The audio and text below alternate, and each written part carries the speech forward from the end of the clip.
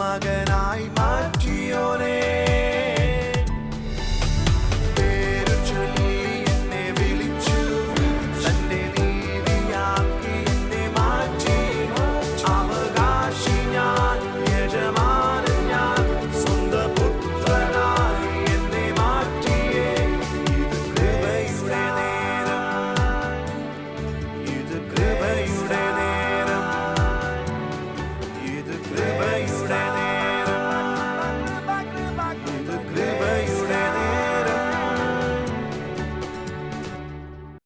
ലോകമെമ്പാടും ഈ സമയത്ത് ടെലിവിഷനിലൂടെയും ഇതര സാങ്കേതിക വിദ്യകളിലൂടെയും ഞങ്ങളെ ശ്രദ്ധിക്കുന്നവരെ യേശു ക്രിസ്തുവിന്റെ നാമത്തിൽ വന്ദനം ചെയ്യുന്നു.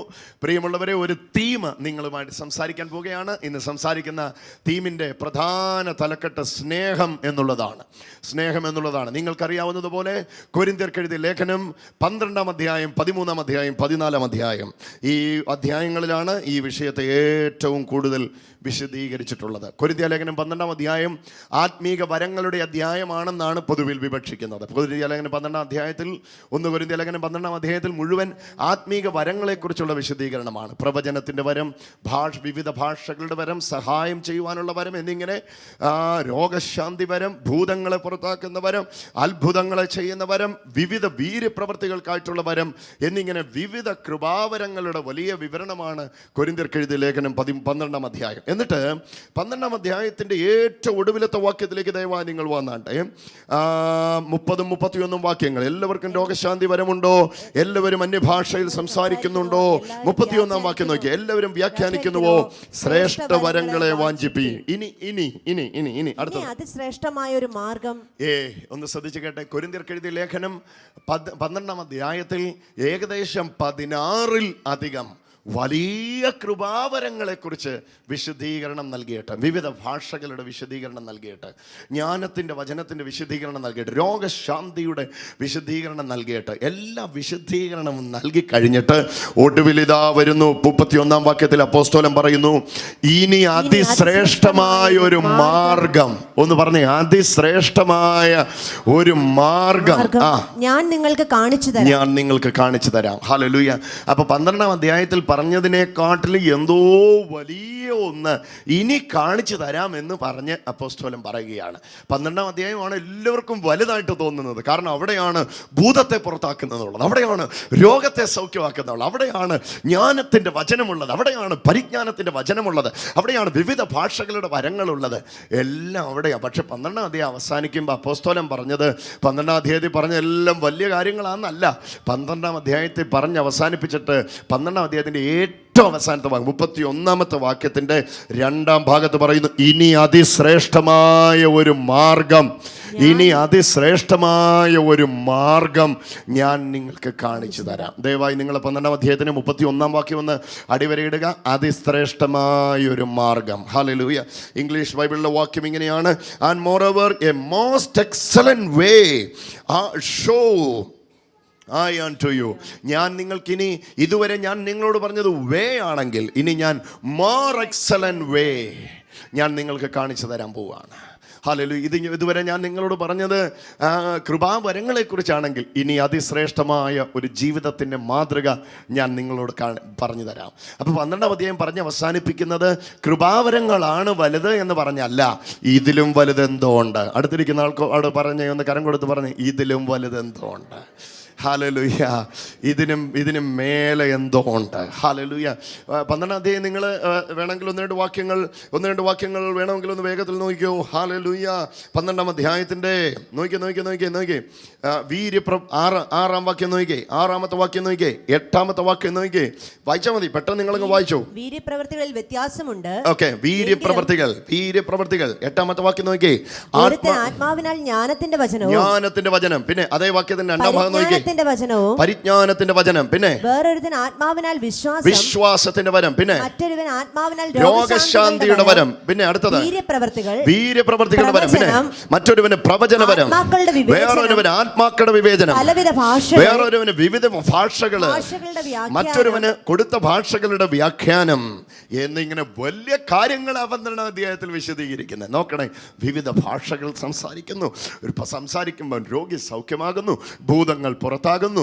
മരിച്ചവരൊക്കെ ഉയർക്കുന്ന വലിയ വീര്യപ്രവർത്തികളുടെ ശുശ്രൂഷകൾ ഇതെല്ലാം ഇവിടെ വിശദീകരിച്ച് കഴിഞ്ഞിട്ടാണ് താഴേക്ക് വരുമ്പോൾ ഇതിൻ്റെ വിശദീകരണം എല്ലാം കൊടുക്കുക. നിങ്ങൾ വേണമെങ്കിൽ നോക്കൂ ഇവയെല്ലാം ഉണ്ട്. ഹല്ലേലൂയ. എന്നിട്ടാണ് 31-ാം വാക്യത്തിൽ പറയുന്നത് ഇതൊക്കെ അവിടെ നിൽക്കട്ടെ. ഹല്ലേലൂയ. വേണമെങ്കിൽ 27 മുതലുള്ള വാക്യങ്ങൾ നോക്കൂ. നിങ്ങൾ ക്രിസ്തുവിന്റെ ശരീരവും ഓരോരുത്തൻ വെവ്വേറെ അവയവങ്ങളുമാകുന്നു. ദൈവസഭയിൽ ഒന്നാമത് അപ്പോസ്തലൻ, പ്രവാചകൻ, ഉപദേഷ്ടാവ്, ഇങ്ങനെ ഓരോരുത്തരെ നിയമിക്കുകയും പിന്നെ വീര്യപ്രവർത്തികൾ, രോഗശാന്തികളുടെ വരം, സഹായം ചെയ്യുവാനുള്ള വരം, പരിപാലന വരം, വിവിധ ഭാഷാവരം നൽകുകയും ചെയ്തു. എന്നിങ്ങനെ കണ്ടോ, അപ്പോസ്തലൻ, പ്രവാചകൻ, ഇടയൻ, സുവിശേഷകൻ, ഉപദേഷ്ടാവ് എന്നിങ്ങനെ 5-fold മിനിസ്ട്രി ഇവിടെ വെളിപ്പെടുത്തി കഴിഞ്ഞു. ദൈവസഭയിൽ അപ്പോസ്തലൻ, പ്രവാചകൻ, ഇടയൻ, സുവിശേഷകൻ, ഉപദേഷ്ടാവ് എന്നിങ്ങനെ 5 വിധ ഫംഗ്ഷനുകളും ഉണ്ട്. ഇതെല്ലാം 12-ാം അധ്യായമാണേ. നിങ്ങൾ എൻ്റെ കൂടെ ഉണ്ടെങ്കിൽ ഒന്ന് മിണ്ടിക്കേ. ഹല്ലേലൂയ. 12-ാം അധ്യായത്തിൽ ഇതെല്ലാം വിശദീകരിച്ചു കഴിഞ്ഞു. രോഗശാന്തി, ഭൂതശാന്തി, മരിച്ചവർ ഉയർക്കുന്ന വീര്യപ്രവർത്തികൾ, അത്ഭുതങ്ങൾ, അടയാളങ്ങൾ, വിവിധ ഭാഷാവരങ്ങൾ, ആത്മാക്കളുടെ വിവേചനം, പരിപാലന വരം, ഭാഷാവരം, സഹായം ചെയ്യാനുള്ള വരം, ജ്ഞാനത്തിന്റെ വചനം, പരിജ്ഞാനത്തിന്റെ വചനം, ഇതെല്ലാം വിശദീകരിച്ചിട്ട് പറയാ ഇതിലൊന്നും കണ്ണ് നടരുത്. അതിശ്രേഷ്ഠമായ ഒന്ന് ഞാൻ നിങ്ങൾക്ക് ഇനി I am going to show you the more excellent way. അതിശ്രേഷ്ഠമായ ഒരു മാർഗം ഞാൻ നിങ്ങൾക്ക് കാണിച്ചു തരാം. അപ്പൊ നിങ്ങളുടെ എല്ലാവരുടെയും ഉള്ളിൽ ഇപ്പോൾ ഒരു ക്യൂരിയോസിറ്റി ഉളവായി കഴിഞ്ഞു. എന്നതാപ്പാ ഇതിനെക്കാട്ടിലും വലിയ കാര്യം വന്നില്ലേ? അങ്ങനെ ഒരു ചിന്ത വന്നില്ലേ ബ്രദറെ? അങ്ങനെ ഒരു ചിന്ത വന്നില്ലേ? എന്നതാ ഇതിനെക്കാട്ടിലും വലിയ കാര്യം? രോഗശാന്തിയേക്കാൾ വലിയ കാര്യമോ? ഭൂതത്തെ പുറത്താക്കുന്നതിനേക്കാൾ വലിയ കാര്യമോ? വിവിധ ഭാഷകളിൽ സംസാരിക്കുന്നതിനേക്കാൾ വലിയ കാര്യമോ? മരിച്ചവരെ ഉയർക്കുന്നതിനേക്കാൾ വലിയ കാര്യമോ? അന്യഭാഷകളിൽ മറുഭാഷകളിൽ സംസാരിക്കുന്നതിനേക്കാൾ വലിയ കാര്യം? എന്നതാ ക്യൂരിയോസിറ്റി ഉണ്ടായോ ടീച്ചറെ? ഉണ്ടായോ? എല്ലാവരുടെയും ഉള്ളിൽ ഉണ്ടായെങ്കിൽ ഒന്ന് കരമുയർത്തേക്കേ. ഞാൻ ഒന്ന് അറിഞ്ഞാൽ കൊള്ളാന്നോടി. എന്നതാ ഇതിനെക്കാട്ടിലും വലിയ കാര്യമെന്ന് അറിയണമെന്ന് താല്പര്യമുള്ളവരാ കരനട ഒന്ന് ഉയർത്തി കാണിച്ചേ. വാവ്, ഇത്രയും ജനസമൂഹം തയ്യാറായി കഴിഞ്ഞു. എന്നാൽ ഇനി അതിശ്രേഷ്ഠമായത് കാണിച്ചു തരാം. അടുത്ത അധ്യായം എന്നെടുത്തേ, 13-ാം അധ്യായത്തിന്റെ 1 മുതലുള്ള വാക്യങ്ങൾ. ഞാൻ മനുഷ്യരുടെയും ദൂതന്മാരുടെയും ഭാഷകളിൽ സംസാരിച്ചാലും എനിക്ക് സ്നേഹമില്ല എങ്കിൽ. ഹല്ലേലൂയ. അപ്പൊ കാണിച്ചു തരാമെന്ന് പറഞ്ഞ് 12-ാം അധ്യായത്തിൽ നിന്ന് 13-ാം അധ്യായത്തിലേക്ക് നിങ്ങളെ ക്ഷണിച്ച അതിശ്രേഷ്ഠമായ മാർഗം എന്നതാണെന്നറിയാം? ഉറക്കെ പറ. ഉറക്കെ പറഞ്ഞേ, സ്നേഹം. ഒന്ന് പറഞ്ഞേ, സ്നേഹം. ഓ ഹല്ലേലൂയ പറഞ്ഞേ, സ്നേഹം. ഉറക്കെ പറ, സ്നേഹം. ഇതായിരുന്നു വലിയ കാര്യമായിട്ട് പറഞ്ഞുകൊണ്ട് വന്നത്. ഞങ്ങൾ വിചാരിച്ചു ഈ ഭൂതശാന്തിയെക്കാട്ടിലൊക്കെ വലുതായിട്ട് ഇനി വേറെ ഏതാണ്ടോ ഉണ്ടെന്ന്, പരിപാലന വരത്തെക്കാട്ടിലും വലുതായിട്ട് വേറെ ഏതാണ്ടോ ഉണ്ടെന്ന്, മരിച്ചവരെ ഉയർപ്പിക്കുന്നതിനേക്കാൾ വലുതായിട്ട് വേറെ ഏതാണ്ടോ ഒക്കെ ഉണ്ട്.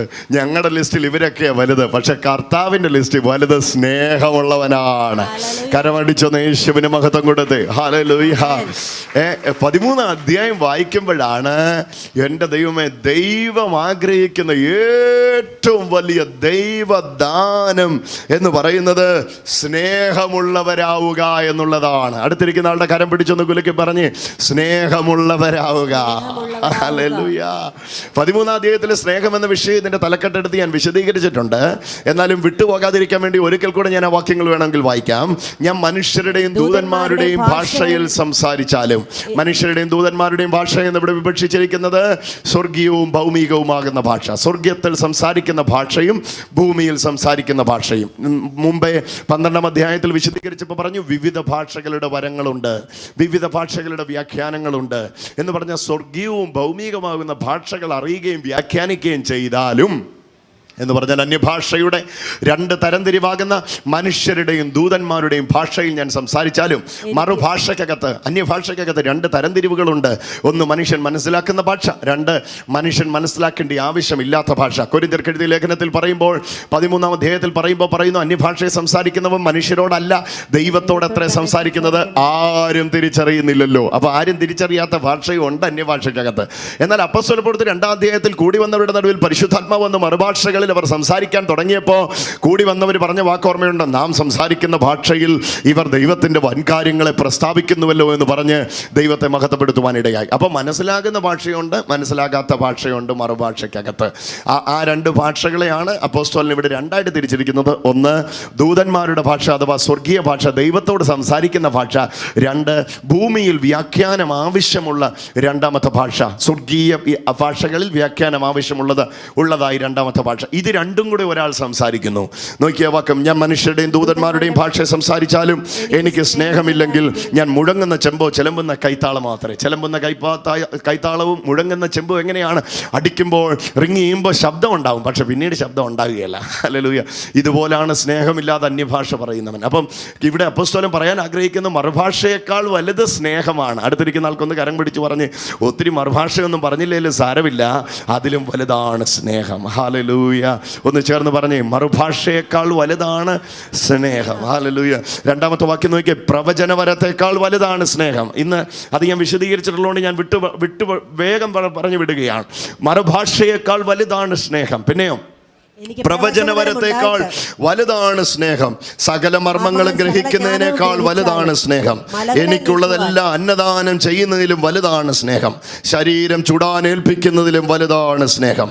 ഹല്ലേലൂയ. മലകളെ മാറ്റുവാൻ തക്ക വിശ്വാസം എനിക്കുണ്ടെങ്കിലും അതിലും വലുതാണ് സ്നേഹം. എന്ന് പറഞ്ഞാൽ കൊരിന്ത്യർക്ക് എഴുതിയ ലേഖനം 12-ാം അധ്യായത്തിൽ അപ്പോസ്തലൻ വിശദീകരിച്ചപ്പോൾ സകല കൃപാവരങ്ങളും എങ്ങനെയാ ഉപയോഗിക്കുന്നതെന്ന് ഒറ്റ വാക്കിൽ പറഞ്ഞു, വിശ്വാസം മൂലമാണ് ഇത് മുഴുവൻ ഉപയോഗിക്കുന്നത്.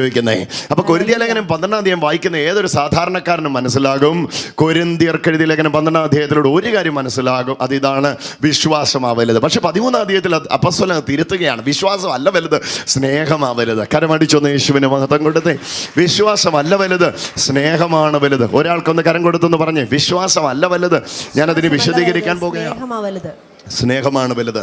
സാധാരണ രീതിയിൽ ഈ സ്നേഹമെന്ന് വിശദീകരിക്കുമ്പോൾ നമ്മൾ ഉണ്ടാകേണ്ടിയ അല്ലെങ്കിൽ നമ്മൾ ഉണ്ടാക്കിയെടുക്കേണ്ടിയ ഒരവസ്ഥയായിട്ടാണ് എല്ലാവരും സ്നേഹത്തെ മനസ്സിലാക്കുന്നത്. പക്ഷേ സ്നേഹമെന്ന വിഷയത്തെ ബൈബിൾ പഠിപ്പിക്കുമ്പം തികച്ചും വ്യത്യസ്തമായിട്ട് പഠിപ്പിക്കുന്നത്. ഇനിയുള്ള കാര്യം വളരെ പ്രധാനപ്പെട്ടതാണ്, ദയവായി ശ്രദ്ധിക്കുക. എല്ലാവരും മനസ്സിലാക്കുന്ന സ്നേഹമുള്ളവനാകണം, സ്നേഹമുള്ളവനായിട്ടില്ലേ ശരിയാകത്തില്ല, ഇങ്ങനെ ആൾക്കാരെ ഉപദേശിക്കുന്നത് ഞാൻ കേട്ടിട്ടുണ്ട്. പക്ഷേ ബൈബിൾ സ്നേഹത്തെക്കുറിച്ച് പറയുന്നത് ഇങ്ങനെ ഒരു കാര്യമേ അല്ല. ബൈബിൾ സ്നേഹത്തെക്കുറിച്ച് പറയുന്നത് ഒരു വ്യക്തിത്വത്തോട് ബന്ധപ്പെടുത്തിയാണ്. അത് നിങ്ങൾക്ക് മനസ്സിലാക്കണമെങ്കിൽ ഒരു വ്യക്തിയുടെ വൈകാരികതയോട് ബന്ധപ്പെടുത്തിയാണ് ഇതെല്ലാം പറയുന്നതെന്ന് അറിയണമെങ്കിൽ ദയവായി 4 മുതലുള്ള വാക്യങ്ങൾ നോക്കണം. 13-ാം അധ്യായം 1 കൊരിന്ത്യ ലേഖനം 13-ാം അധ്യായത്തിന്റെ 4 മുതലുള്ള വാക്യങ്ങൾ ദയവായി ശ്രദ്ധിച്ചാട്ടെ. സ്നേഹം ദീർഘമായി ക്ഷമിക്കുകയും ദയ കാണിക്കുകയും ചെയ്യുന്നു. കണ്ടോ, ഈ ദീർഘമായി ക്ഷമിക്കുന്നത് ഒരു വസ്തുതയാണോ ഒരു വ്യക്തിയാണോ? വ്യക്തിയാണ്. ഉറക്കെ പറ, ഒരു വ്യക്തിയിൽ ഉണ്ടാകുന്ന വൈകാരികതയാണ് ദീർഘമായി ക്ഷമിക്കുക. ഇനി ഓരോന്ന് നോക്കിക്കോ, ഒരു വ്യക്തിയോട് ബന്ധപ്പെട്ടാണ് ഇതിനെ പറഞ്ഞിരിക്കുന്നതെന്ന് മനസ്സിലാക്കാൻ വേണ്ടി ഇനിയുള്ള വാക്യങ്ങൾ ഞാൻ നിങ്ങളുടെ ശ്രദ്ധയിലേക്ക് കൊണ്ടിരിക്കുകയാണ്. സ്നേഹം ദീർഘമായി ക്ഷമിക്കുന്നു, ദയ കാണിക്കുന്നത് ഒരു വ്യക്തിയല്ലേ? അല്ലേ? അല്ലേ? ഒന്നുകൂടെ മേളിത്തോട് വായിച്ചോ. ദീർഘമായി ക്ഷമിക്കുന്നത് ഒരു വ്യക്തിയാണ്, ഒരു വ്യക്തിയിൽ ഉണ്ടാകുന്ന അവസ്ഥയാണ്, അല്ലെങ്കിൽ ഒരു വ്യക്തിയിൽ ഉണ്ടാകുന്ന വൈകാരികതയാണ്. ഇനി ദീർഘമായി ക്ഷമിക്കുക, അടുത്ത ദയ കാണിക്കുക ഒരു വ്യക്തിയിൽ ഉണ്ടാകുന്ന അവസ്ഥയാണ്. ചീർക്കാതിരിക്കുക, സ്പർദ്ധനമില്ലായ്മ ഒരു വ്യക്തിയിൽ ഉണ്ടാകുന്ന സ്വഭാവമാണ്. നിഗളമില്ലായ്മ ഒരു വ്യക്തിയിൽ ഉണ്ടാകുന്ന സ്വഭാവമാണ്. ചീർക്കലാഴിക ഒരു വ്യക്തിയിൽ ഉണ്ടാകുന്ന സ്വഭാവമാണ്. അയോഗ്യമായി നടക്കുന്നതും നടക്കാതിരിക്കുന്നതും വ്യക്തികളാണ്. സ്വാർത്ഥതയുള്ളത് വസ്തുക്കൾക്കല്ല, വ്യക്തികൾക്കാണ്. വസ്തു ദേഷ്യപ്പെടാറില്ല, വ്യക്തിയാണ് ദേഷ്യപ്പെടുന്നത്. ദോഷം കണക്കിടുന്നത് വസ്തുക്കളല്ല, വ്യക്തികളാണ്. അനീതിയിൽ സന്തോഷിക്കുകയും സന്തോഷിക്കാതിരിക്കുകയും ചെയ്യുന്നത് വ്യക്തികളാണ്. എല്ലാം പൊറുക്കണമെങ്കിൽ ആ പൊറുപ്പിന്റെ പിന്നിൽ ഒരു വ്യക്തി ഉണ്ടാകണം. വിശ്വസിക്കുന്നത് ഒരു വസ്തുവല്ല, വ്യക്തിയാണ്. പ്രത്യാശ ഉണ്ടാകുന്നത് ഒരു വ്യക്തിയിലാണ്. സഹിക്കുന്നത് സഹനം ഒരു വ്യക്തിയിലാണ്. സ്നേഹം ഒരു നാൾ ഉതിർന്നു പോകാത്തത് ഒരു വ്യക്തിയിലാണ്. പ്രവചനപരമോ അത് നീങ്ങിപ്പോകും. നോക്കാം. അപ്പൊ ഇത്രയും കാര്യം ദയ കാണിക്കുന്നു, ദോഷം കണക്കിടുന്നില്ല, ദേഷ്യപ്പെടുന്നില്ല, ദോഷം കണക്കിടുന്നില്ല. ഇതെല്ലാം പറഞ്ഞത് ഒരു വ്യക്തിയുടെ സ്വഭാവമാണ്. എന്നെ ഒന്ന് ശ്രദ്ധിച്ച് കേട്ടോ. ഞാൻ ഉയർത്തിപ്പിടിച്ചിരിക്കുന്ന, ഇങ്ങോട്ട് നോക്കിയാട്ടെ, നീ വേറെ ഒന്നും കാണണ്ട, ഈ ഫാനിനെ നിങ്ങളൊന്ന് കാണുക. ഓക്കെ, ഈ ഫാനിന് ഒരിക്കലും ഈ പറഞ്ഞ സ്വഭാവങ്ങളൊന്നും ഇല്ല. ഇത് ദോഷം കണക്കിടാതിരിക്കുന്നില്ല. അതിൻ്റെ അടുക്ക ചെന്ന് നോക്ക്, ദോഷം നിങ്ങൾ ഉണ്ടാക്കി തരും. ഇതാരോട് ക്ഷമിക്കാറില്ല, ഇതൊരു പരോപകാരം ചെയ്യാറില്ല. എത്ര പേർക്ക് മനസ്സിലാകുന്നു? ഇതൊരു പരോപകാരം ചെയ്യാറില്ല. ഒരു പരിധി വരെ പരോപകാരം ചെയ്യുന്ന പരുവത്തിൽ അതിനെ ഓണാക്കി വെച്ചാൽ അത് ചിലപ്പോൾ കാറ്റ് തരുമായിരിക്കും. അതിനപ്പുറത്ത് ഇതിൽ തന്നെ ഒന്നും പരോപകാരം ചെയ്യാൻ പറ്റുകയില്ല. ദോഷം കണക്കിടാതിരിക്കാൻ പറ്റുന്നില്ല. കാരണം ഇതൊരു വസ്തുതയാണ്. എന്നാൽ ഇവിടെ പറഞ്ഞിരിക്കുന്നത് ഒരു വസ്തുതയല്ല, ഒരു വ്യക്തിയാണ്. ഹല്ലേലൂയ. ഇതെല്ലാം ഒരു പേഴ്സന്റെ ഇമോഷനുകളാണ്. അതാണ് ഇവിടെ പഠിക്കേണ്ട കാര്യം. ഈ പറഞ്ഞവയെല്ലാം ഒരു വ്യക്തിയുടെ സ്വഭാവങ്ങളാണ്. ഇവിടെയാണ് സ്നേഹം എന്ന വ്യക്തിയെ പെർസോണിഫൈ ചെയ്തിരിക്കുന്ന, വ്യക്തിത്വത്തോട് ബന്ധപ്പെടുത്തിയിരിക്കുന്നത്. അപ്പം കാമുകന്മാർ തമ്മിൽ ഉണ്ടെന്ന് അവകാശപ്പെടുന്ന സ്നേഹമല്ല ബൈബിൾ വെളിപ്പെടുത്തുന്ന സ്നേഹം.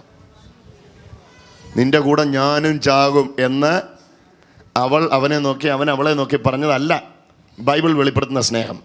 ഒരപ്പന് മകനോട് തോന്നുന്ന എൻ്റെ പപ്പ എന്ന് പറഞ്ഞ് കയ്യെ പിടിച്ചിരിക്കുന്ന അല്ല ബൈബിൾ വെളിപ്പെടുത്തുന്ന സ്നേഹം. ബൈബിൾ വെളിപ്പെടുത്തുന്ന സ്നേഹം, ഇനി ഇത് വളരെ പ്രധാനപ്പെട്ട, ശ്രദ്ധിച്ചു കേട്ടോ, ബൈബിൾ വെളിപ്പെടുത്തുന്ന സ്നേഹം ഒരു വ്യക്തിയോട് ബന്ധപ്പെട്ടതാണ്. ആ വ്യക്തിയുടെ പേര് ഞാൻ പറയുമ്പോൾ കരമടിച്ച ആ വ്യക്തിക്കായിട്ട് കർത്താവിനെ സ്തുതിച്ചോ. ആ വ്യക്തിയുടെ പേര് യേശു എന്നാണ്. ദൈവം സ്നേഹം തന്നെ. സ്നേഹത്തിൽ വസിക്കുന്നവൻ ദൈവത്തിൽ വസിക്കുന്നു. ഒന്ന് പറഞ്ഞേ, ദൈവം, ഗാഡ് ഈസ് ലവ്. ദൈവം സ്നേഹം ആകുന്നു. Hallelujah, hallelujah. ഇവിടെ പറയുന്നവയൊന്നും നിങ്ങൾ ഇതിനെ കുറച്ച് ഇച്ചിരി നേരം ഒന്ന് ശാന്തമായിട്ട് കേൾക്കണം, എന്നാലേ ഇത് പൂർണ്ണമായിട്ട് മനസ്സിലാക്കുകയുള്ളൂ. എന്നോട് അടുപ്പമുള്ള ഒരാളോട് എനിക്ക് തോന്നുന്ന എൻ്റെ വൈകാരികതയാകുന്ന ഒരു സ്നേഹമുണ്ട്. ഇല്ലേ? ഇല്ലേ? ഇല്ലേ? ഒന്ന് പറഞ്ഞേ, ഇല്ലേ? ഒന്ന് മിണ്ടിക്കേ, ഇല്ലേ? ഇതാ ഈ ജോൺ സച്ചനുമായിട്ട് കുറേ നാളായിട്ട് ഞാൻ കൂടെ ഞങ്ങൾ ഒരുമിച്ച് കൂടെ നടക്കുകയാണെങ്കിൽ ഈ ജോൺ സച്ചനോട് എൻ്റെ ഉള്ളിൽ തോന്നുന്ന ഒരു വൈകാരികതയുണ്ട്. അതെന്നതാ? ഉറക്കെ പറ. സ്നേഹമാണ്. പക്ഷെ അതല്ല ബൈബിൾ വെളിപ്പെടുത്തുന്ന സ്നേഹം. ഇവിടെയാണ് കണ്ണ് തുറക്കേണ്ടത്. ഞങ്ങൾ കുറച്ച് നാൾ അടുത്ത് ഇടപെട്ട് കഴിയുമ്പോൾ ഇദ്ദേഹത്തോട് എനിക്ക് തോന്നുന്ന വൈകാരികതയല്ല സ്നേഹം. Hallelujah, hallelujah. ഈ ടാബ്ലറ്റ് എനിക്ക് തന്നു. ഇയാളിത് തന്നല്ലേ, തന്നല്ലോ എന്ന് ഓർത്തിട്ട് ഞാൻ ഇയാളെ സ്നേഹിക്കുന്ന ഒരു സ്നേഹമല്ല ബൈബിൾ പറയുന്ന സ്നേഹം. Hello, hallelujah. ഇതെനിക്കിത് തന്നുകൊണ്ട് ഞാൻ സ്നേഹിച്ച സ്നേഹമാണ്. പക്ഷെ ബൈബിൾ പറയുന്ന സ്നേഹം ശത്രുക്കളായിരുന്നപ്പോൾ നമ്മെ സ്നേഹിച്ച സ്നേഹമാണ്. എത്ര പേർക്ക് മനസ്സിലായി? കരമടിച്ചൊന്ന് യേശുവിന് മഹത്വം കൊടുത്തു. ഞങ്ങൾ തമ്മിൽ സ്നേഹം ഉണ്ടായത് അടുത്തിടപെട്ടപ്പോഴോ, ഇദ്ദേഹം എന്തോ എനിക്ക് തന്നപ്പോഴോ, അല്ലെങ്കിൽ ഞാൻ എന്തോ ഇദ്ദേഹത്തിന് കൊടുത്തപ്പോഴോ ആണ്. പക്ഷേ യേശുവിൻ്റെ സ്നേഹം, അല്ലെങ്കിൽ യേശു ആകുന്ന സ്നേഹത്തെ നിങ്ങളും ഞാനും കണ്ടതും അറിഞ്ഞതും ഒന്നും തന്നിട്ടല്ല, ഒന്നും നേടിയിട്ടല്ല. ദൈവമോ നാം ശത്രുക്കളായിരുന്നപ്പോൾ നമ്മെ സ്നേഹിച്ച മഹാസ്നേഹം നിമിത്തം. കരങ്ങളെ അടിച്ചൊന്ന് യേശുവിന് മഹത്വം കൊടുത്തു. 4 ആശയങ്ങൾ ഞാൻ ഇന്ന് പകൽ പറയുന്നുണ്ട്, ദയവായി ശ്രദ്ധിക്കുക. ബൈബിൾ വെളിപ്പെടുത്തുന്ന സ്നേഹം കൊടുക്കൽ വാങ്ങലിലൂടെ ഉണ്ടായതല്ല. ബൈബിൾ വെളിപ്പെടുത്തുന്ന സ്നേഹം, കാരണം കൊടുക്കൽ വാങ്ങലിന് മുമ്പാണ് നിങ്ങളെ എന്നെ സ്നേഹിച്ചത്. സ്വന്തം പുത്രനെ ആദരിക്കാതെ ഏൽപ്പിച്ച് അന്ന് സ്നേഹിച്ചത് കൊണ്ടാ. ഹല്ലേലൂയ. സ്നേഹിച്ചത് കൊണ്ടാ ഏൽപ്പിച്ച് തന്നേ. മനസ്സിലാവുന്നുണ്ടോ ഞാൻ പറയുന്നത് എന്താന്ന്? സ്നേഹിച്ചത് കൊണ്ടാ ഏൽപ്പിച്ച് തന്നേ, അല്ലാതെ ഏൽപ്പിച്ച് തന്നിട്ട് സ്നേഹിക്കുകയല്ലായിരുന്നു. ദൈവം തൻ്റെ സ്നേഹത്തെ ക്രൂശിൽ പ്രദർശിപ്പിച്ചത് ആ പുത്രനെ അയച്ചതിലൂടെ. ഹല്ലേലൂയ. തൻ്റെ സ്നേഹത്തിൻ്റെ നിദാനം എന്തോ കൊടുത്തു, എന്തോ എടുത്തു അല്ല, പ്രതിഫലേച്ഛ കൂടാതെയുള്ള സ്നേഹം. God first loved us. Then you replied. Amen. Then we replied. Hallelujah. ദൈവം നമ്മളെയാണ് ആദ്യം സ്നേഹിച്ചത്. ഒന്ന് പറഞ്ഞേ, ദൈവം എന്നെയാണ് ആദ്യം സ്നേഹിച്ചത്. ഈ ആദ്യ സ്നേഹം എൻ്റെ മേൽ വരുവാൻ എന്നിൽ ഒന്നുമില്ലായിരുന്നു. ദോഷിയായിരുന്നു ഞാൻ, കൊള്ളരുതാത്തവനായിരുന്നു ഞാൻ. ഞാൻ പറഞ്ഞതിൻ്റെ ആശയം ഇവിടെ ഇതാണ്.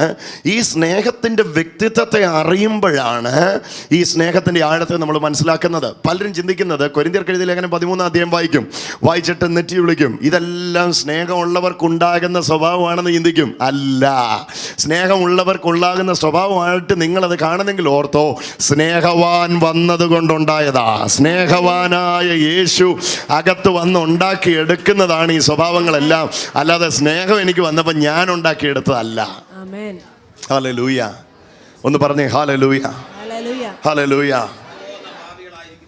അങ്ങനെ വാക്യം വായിച്ചോ, ജോസഫ് വേണേ വായിച്ചോ. ക്രിസ്തുവോ റോമർക്ക് എഴുതിയ ലേഖനം 5-ാം അധ്യായത്തിന്റെ 8-ാമത്തെ വാക്യം. ക്രിസ്തുവോ നാം പാപികളായിരിക്കുമ്പോൾ തന്നെ നാം പാപികളായിരിക്കുമ്പോൾ തന്നെ അടിവരയിട്ട വാക്യത്തിന് റോമർ 5:8 ക്രിസ്തുവോ നാം പാപികളായിരിക്കുമ്പോൾ തന്നെ നമുക്ക് വേണ്ടി മരിക്കുകയാൽ.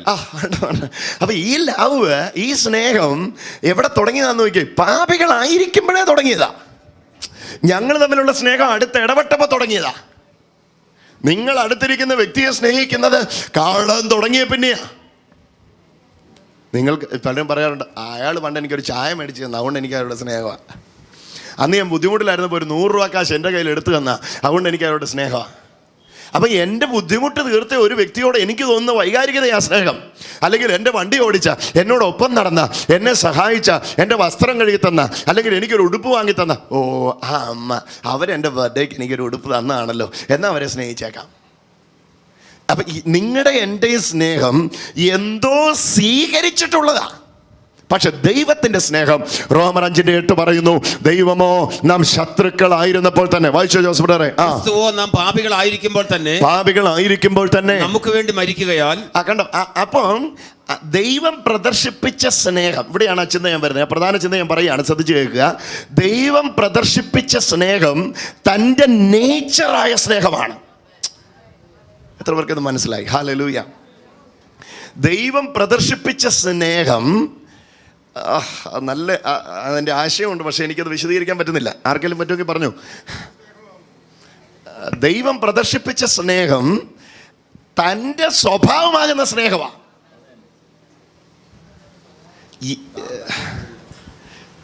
Love is his nature. സ്നേഹം എന്ന് പറയുന്നത് അദ്ദേഹത്തിൻ്റെ സ്വഭാവമാണ്. അദ്ദേഹം സ്നേഹമാണ്. ഒന്ന് പറഞ്ഞേ, ദൈവം സ്നേഹം തന്നെ. ഹല്ലേലൂയ. ദൈവം പ്രദർശിപ്പിച്ച സ്നേഹം തൻ്റെ സ്വഭാവമാകുന്ന സ്നേഹം. മറ്റൊരു വാക്കി പറഞ്ഞ്, ഉണ്ടാക്കിയെടുത്ത സ്നേഹത്തിൽ നിന്നല്ല ദൈവം പ്രകടിപ്പിച്ചത്, തൻ്റെ സ്വഭാവത്തിൽ നിന്ന് അത് വന്നേ. ഒരു ഹല്ലേലൂയ പറഞ്ഞേ. ഇങ്ങനെ പറഞ്ഞാൽ അത് കൂടുതൽ മനസ്സിലാകും. Love is nothing but his nature. From his nature he loved us. അതാണ് ഇവിടെ മനസ്സിലായി. അവൻ്റെ സ്വഭാവത്തിൽ നിന്ന് അവൻ നമ്മെ സ്നേഹിക്കുകയായിരുന്നു. ഒരുപക്ഷെ ആ സ്നേഹത്തിന് പാത്രീഭൂതരാകുവാൻ നിങ്ങൾക്കും എനിക്ക് ഒരു യോഗ്യതയില്ലായിരുന്നു. അതുകൊണ്ടാണ് അയോഗ്യതയിൽ ദൈവം നമ്മെ സ്നേഹിച്ചത്. ഒരു ഹല്ലേലൂയ പറഞ്ഞേ. കൊടുക്കൽ വാങ്ങലുണ്ടായ സ്നേഹത്തിന് നിദാനം കൊടുക്കൽ വാങ്ങല. പക്ഷെ ദൈവത്തിന് കൊടുക്കാൻ നിങ്ങളുടെ കയ്യിൽ എൻ്റെയും കയ്യിൽ ഒന്നുമില്ലായിരുന്നു. കാരണം കൊടുക്കുന്നതിന് മുമ്പ് നിങ്ങളെ സ്നേഹിച്ചതാ. അപ്പൊ ആ സ്നേഹം ദൈവത്തിന്റെ സ്വഭാവത്തിൽ നിന്നുള്ള സ്നേഹമാണ്. എത്ര പേർക്ക് അത് മനസ്സിലായി? കരമടിച്ചൊന്ന് യേശുവിന് മഹത്വം കൊടുത്തു. ഓ ശക്തിയോടെ ഹല്ലേലൂയ. ഇവിടെയാണ് മനസ്സിലാക്കേണ്ടത്, ദൈവത്തിന്റെ സ്വഭാവത്തിൽ അന്തർലീനമായ ഒന്നാണ് സ്നേഹം. അടുത്തിരിക്കുന്ന ആളോട് കരം കൊടുത്തെന്ന് പറ, ദൈവം സ്നേഹിക്കാൻ വേണ്ടി ശ്രമിക്കാറില്ല.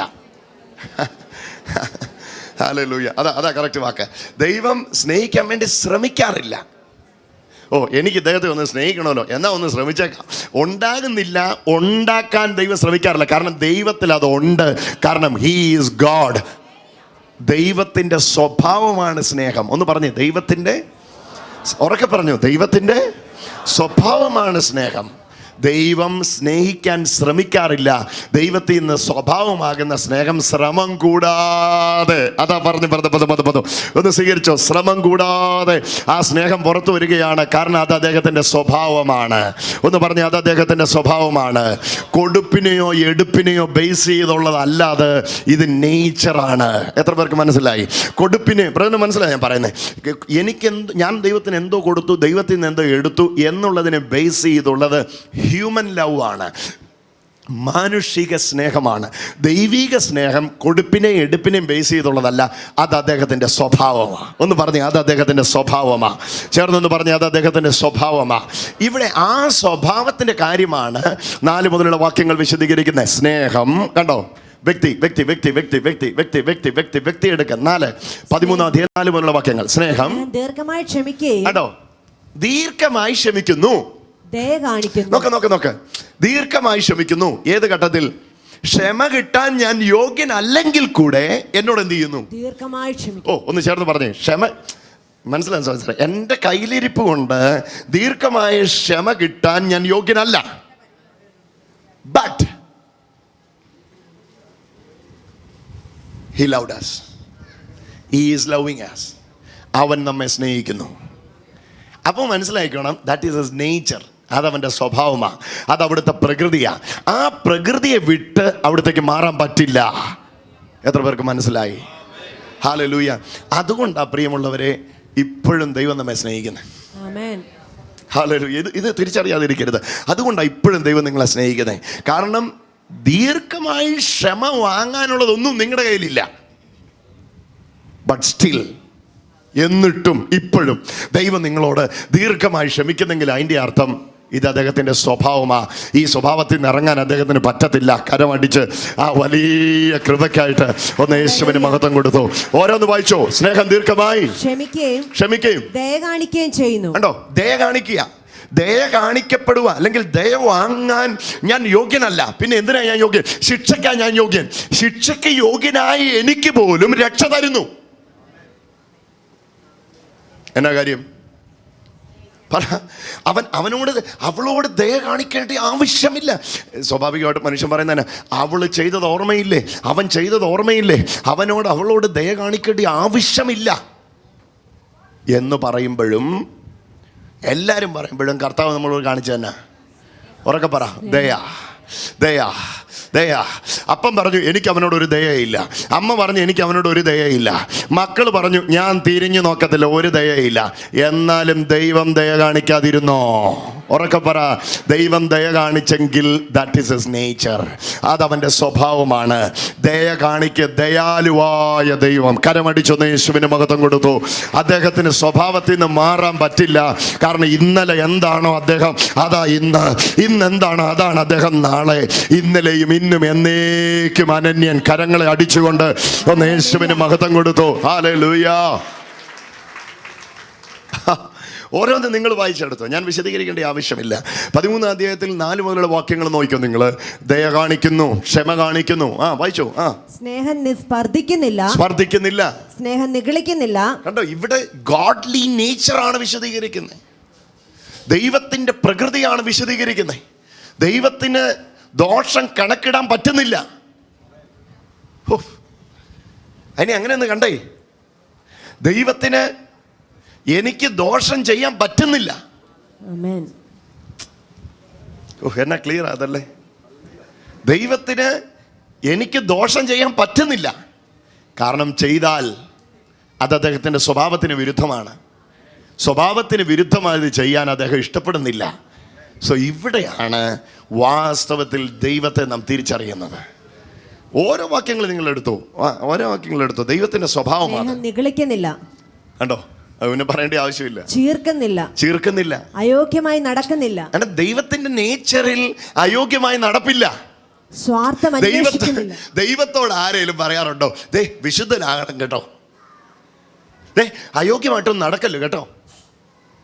ദൈവത്തോട് ആരെങ്കിലും പറയാറുണ്ടോ, എടാ നീ നിന്നെ തന്നെ സൂക്ഷിച്ചോണം കേട്ടോ, അഴുക്കുചാല് ചങ്ങനാശ്ശേരിയിലുണ്ട് കേട്ടോ, ദൈവമേ സൂക്ഷിച്ചു വേണം ചങ്ങനാശ്ശേരി വരാൻ? കമോൺ. ദൈവത്തോട് ആരും പറയും? കാരണം അദ്ദേഹമാണ് വിശുദ്ധന. ഞാൻ വിശുദ്ധനാകയാൽ, ഒന്ന് കരമടിച്ചൊന്ന് സ്വീകരിച്ചേ, ഞാനാണ്, എനിക്ക് ആകേണ്ട ആവശ്യമില്ല, ഞാനാണ്, അതെന്റെ നേച്ചറാണ്. എനിക്ക് അശുദ്ധനാകാനാ പറ്റാത്തേ. എത്ര പേർക്ക് അത് മനസ്സിലായി? എനിക്ക് ദൈവം പറയുന്നു, എനിക്ക് വിശുദ്ധനാകാനല്ല ബുദ്ധിമുട്ട്, എനിക്ക് അശുദ്ധനാകാനാ ബുദ്ധിമുട്ട്. കാരണം അതെന്റെ നേച്ചറാ, എന്റെ സ്വഭാവമാ. ഒന്ന് പറഞ്ഞ എന്റെ സ്വഭാവമാ. ഹല്ലേലൂയ. സോ ഇവിടെ പറയുന്ന എല്ലാം ഡിവൈൻ നേച്ചറുകളാണ്. അശുദ്ധനാകാൻ പറ്റുകയില്ല. വായിച്ചോ. സ്നേഹം നിഗളിക്കുന്നില്ല, നിഗളിക്കാൻ പറ്റുന്നില്ല, ചീർക്കുന്നില്ല, അയോഗ്യമായി നടക്കുന്നില്ല, സ്വാർത്ഥം അന്വേഷിക്കുന്നില്ല. കണ്ടോ, ദൈവത്തിന് സ്വാർത്ഥനാകാൻ കഴിയുന്നില്ല. The very nature of God ൽ സെൽഫിഷ്നെസ് ഇല്ല. Praise God. താഴേക്ക് വായിച്ചു, ഞാനത് പെട്ടെന്ന് വായിച്ചു. ദേഷ്യപ്പെടുന്നില്ല, ദോഷം കണക്കിടുന്നില്ല, അനീതിയിൽ സന്തോഷിക്കാതെ സത്യത്തിൽ സന്തോഷിക്കും. അത് അദ്ദേഹത്തിന്റെ നേച്ചറാണ്. അനീതി കാണുമ്പോൾ സന്തോഷിക്കാൻ അദ്ദേഹത്തിന് പറ്റുകയില്ല. കാരണം നീതിയെ ഇഷ്ടപ്പെടുകയും ദുഷ്ടതയെ ദ്വേഷിക്കുകയും ചെയ്യുന്ന ദൈവത്തിന് എങ്ങനെയാ അനീതി സന്തോഷിക്കാൻ പറ്റുന്നേ? പറ്റത്തില്ല അദ്ദേഹത്തിന്. പിന്നെ എല്ലാം പൊറുക്കുന്നു. ഒന്ന് പറഞ്ഞേ, ദൈവം എല്ലാം പുറത്തു. ദൈവം എല്ലാം പൊറുത്തു. അതുകൊണ്ടാണ് ഞാൻ ജീവനോട് ഇരിക്കുന്നതെന്ന് എത്ര പേര് പറയും? കരമുയർത്തി ഒന്ന് പറഞ്ഞ്, ദൈവം എല്ലാം പുറത്തത് കൊണ്ടാണ് ഞാൻ ജീവനോടെ ഇന്ന് ഇവിടെ ഇരിക്കുന്നതെന്ന് പറയുന്നവരൊന്ന് കരമുയർത്തിക്കേ. ദൈവം എല്ലാം പുറത്തത് കൊണ്ടാണ് ഞാൻ ജീവനോടെ ഇരിക്കുന്നതെന്ന് പറഞ്ഞ്. സോ പൊറുക്കുക എന്ന അദ്ദേഹത്തിന്റെ സ്വഭാവമാണ്. പൊറുക്കുന്നു, എല്ലാം പൊറുക്കുന്നു, എല്ലാം വിശ്വസിക്കുന്നു, എല്ലാം വിശ്വസിക്കുന്നു, എല്ലാം പ്രത്യാശിക്കുന്നു, എല്ലാം പ്രത്യാശിക്കുന്നു, എല്ലാം സഹിക്കുന്നു, സഹിക്കുന്നു. ഒരു സ്നേഹം ഒരു നാൾ ഉതിർന്നു പോകില്ല. ഇത് മുഴുവൻ ഈ 4-ാം വാക്യം മുതൽ എത്രാമത്തെ വാക്യം വരെയാ? 7 വരെ. 3 വാക്യത്തിനകത്ത് ഏതാണ്ട് ദൈവത്തിന്റെ 9-ലധികം ആട്രിബ്യൂട്ട്സ്, ദൈവത്തിന്റെ നേച്ചറുകൾ വിശദീകരിക്കുക. ദൈവം ഇതാണ്. ഇനി ഞാൻ പറയാൻ പോകുന്നത് ഏറ്റവും പ്രധാനപ്പെട്ടത്.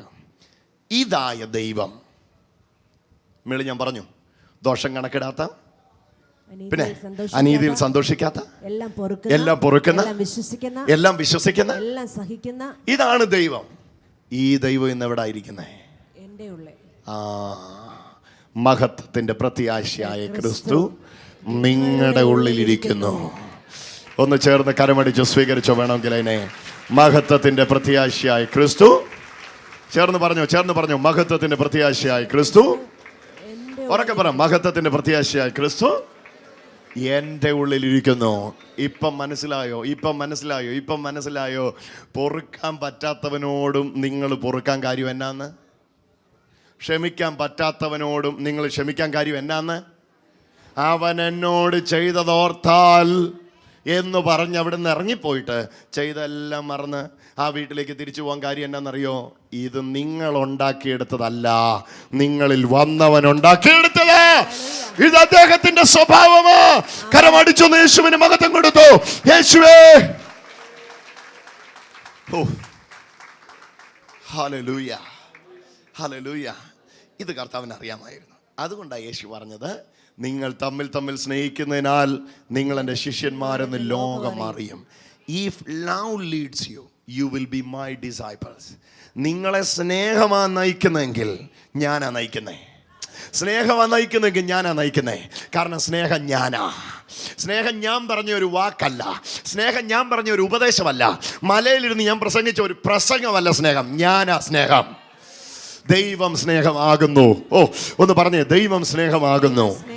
ഒരു ഹല്ലേലൂയ പറഞ്ഞേ. ഒന്നുകൂടെ യേശുവിനൊന്ന് മഹത്വം കൊടുത്തേ. ഒന്നുകൂടെ കർത്താവിനൊന്ന് മഹത്വം കൊടുത്തേ. വായ് തുറന്നൊന്ന് യേശുവിന് മഹത്വം കൊടുത്തേ. ഹല്ലേലൂയ. ഈ സ്നേഹമാകുന്ന വ്യക്തി, ഇവിടെയാണ് ആ പദം നിങ്ങളുടെ ഉള്ളത്തിൽ എഴുതേണ്ടത്. സ്നേഹമാകുന്ന വ്യക്തി എന്നെ നയിക്കുമ്പോഴാണ് ഈ പറയുന്ന നേച്ചറുകൾ എന്നിലൂടെ പുറത്തു വരുന്നത്. ദോഷം കണക്കിടുന്ന ഞാൻ ദോഷം കണക്കിടാതായി, ദോഷം ചിന്തിക്കുന്ന ഞാൻ ദോഷം ചിന്തിക്കാതെയായി, ദേഷ്യപ്പെടുന്ന ഞാൻ പോലും അറിയാതെ കോപമൊഴിഞ്ഞവനായി.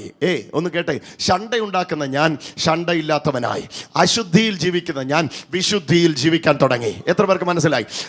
സെൽഫിഷായ ഞാൻ സെൽഫിഷ്നെസ് മാറാൻ തുടങ്ങി. ഹല്ലേലൂയ. എങ്ങനെയാ ഇത് മാറിയതെന്നറിയാമോ? ഞാൻ ശ്രമിച്ച് മാറ്റിയതല്ല, എന്നിൽ വന്നവൻ ശ്രമിച്ചതാണ്.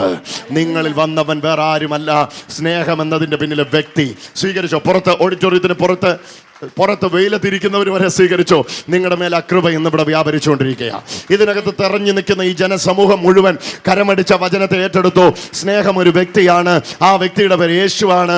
ആ വ്യക്തി ഇന്ന് സ്വർഗത്തിലല്ല, നിങ്ങളുടെ ഉള്ളിലാണ്. മഹത്വത്തിന്റെ പ്രത്യാശയായ ക്രിസ്തു നിങ്ങളുടെ ഉള്ളിലിരിക്കുന്നു. ഉറക്കെ പറ, നിങ്ങളുടെ ഉള്ളിലിരിക്കുന്നു. ഇതാണ് എഫേസ്യർക്ക് എഴുതിയ ലേഖനം 3-ാം അധ്യായത്തിൽ പൗലോസ് ശ്ലീഹ പറയുന്നത്. പരിജ്ഞാനത്തെ കവിയുന്ന ക്രിസ്തുവിൻ സ്നേഹത്തെ അറിയുവാൻ പ്രാപ്തരാകുക. ഇങ്ങനെ ദൈവത്തിന്റെ എല്ലാ നിറവിനോളം നിറഞ്ഞു വരികയും വേണമെന്ന് ഞാൻ പ്രാർത്ഥിക്കുന്നു. നിങ്ങളുടെ ബുദ്ധിക്ക് അതീതമായി, നിങ്ങളുടെ പരിജ്ഞാനത്തിന് അതീതമായി, നിങ്ങളുടെ സുബോധത്തിന് അതീതമായി, നിങ്ങളുടെ ചിന്തയ്ക്ക് അതീതമായി നിങ്ങളെ നയിക്കുന്ന ഒരു ശക്തിയെ നിങ്ങൾ അനുഭവിക്കുന്നെങ്കിൽ ഓർത്തോ, അത് കർത്താവ് എന്ന വ്യക്തി, എന്ന സ്നേഹം എന്ന വ്യക്തിയാണ്. അതിനെ അനുഭവിക്കുന്നവര് നിങ്ങളുടെ പരിജ്ഞാനത്തെ അത് കവിയട്ടെ. യേശുവിന്റെ നാമത്തിൽ നിങ്ങളുടെ പരിജ്ഞാനത്തെ അത് കവിയട്ടെ. നിങ്ങളുടെ പരിജ്ഞാനത്തെ അത് കവിയട്ടെ. ഓരോ മക്കളുടെയും പരിജ്ഞാനത്തെ അത് കവിയട്ടെ. ബുദ്ധിയെ അത് കവിയട്ടെ. അറിവിനെ അത് കവിയട്ടെ. ഓരോരുത്തരുടെ ഉള്ളിലേക്ക് ആ വ്യക്തി നയിക്കുന്ന സ്വഭാവം ഉണ്ടാകട്ടെ. വ്യക്തി നയിക്കുന്ന സ്വഭാവം. ഒരു ഹല്ലേലൂയ പറഞ്ഞേ. ഒന്നുകൂടെ കർത്താവിന് മഹത്വം കൊടുത്തേ. വ്യക്തിപരമായി പറഞ്ഞാൽ ആൾക്കാർ പറയാറുള്ള വാക്കുകൾ, വ്യക്തിപരമായി പറഞ്ഞാൽ ബ്രദറെ, ആർക്കെങ്കിലും ഒരു ദോഷം ചെയ്യാൻ കിട്ടിയാൽ വിടാത്തവനാ ഞാൻ. പക്ഷേ ഈയിടെയായിട്ട് എനിക്കത് പറ്റുന്നില്ല. പലരോടും വൈരാഗ്യമുണ്ടായിരുന്ന വ്യക്തിയാണ് ഞാൻ. പക്ഷേ ഓരോ ദിവസം ചെല്ലുന്നതോട് സാധാരണ രീതിയിൽ വൈരാഗ്യം കൂടിക്കൂടി വരുമോ, പക്ഷേ ഇവിടെ വന്ന് പിന്നെ കുറഞ്ഞു വരിക. ഇതെന്നെ അതിന് കാരണമെന്ന് അറിയത്തില്ല. അന്വേഷിച്ചപ്പോഴാണ് മനസ്സിലായേ ഇതൊരു വ്യക്തിയുടെ പരിപാടിയാണ്. ഇവിടെ വന്നപ്പോൾ ഒരു വ്യക്തിയെ ഉള്ളിലോട്ട് കയറ്റി വിട്ടു. ആ വ്യക്തിയുടെ പേര് യേശു എന്നാണ്. ആ വ്യക്തി കയറി ചെയ്യുന്ന പരിപാടിയാണ്. എന്നാ നല്ലതായിട്ട് ദേഷ്യപ്പെട്ടുകൊണ്ടിരുന്ന ഞാനാ ഇപ്പം എൻ്റെ അവസ്ഥ കണ്ടില്ലേ? ഒരു ഹല്ലേലൂയ പറഞ്ഞേ.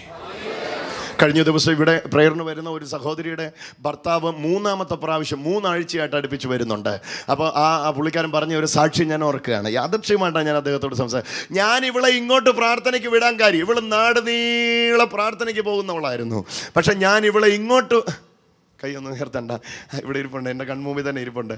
ഞാനിവളെ ഇങ്ങോട്ട് എന്നെ ചിരിപ്പിക്കാതെ, ഞാനിവളെ ഇങ്ങോട്ട് പ്രാർത്ഥനയ്ക്ക് വിടാൻ കാര്യം, ഇവിടെ വന്നേ പിന്നെ അവളുടെ സ്വഭാവത്തിൽ ഒരു മാറ്റമുണ്ട്. ഹല്ലേലൂയ.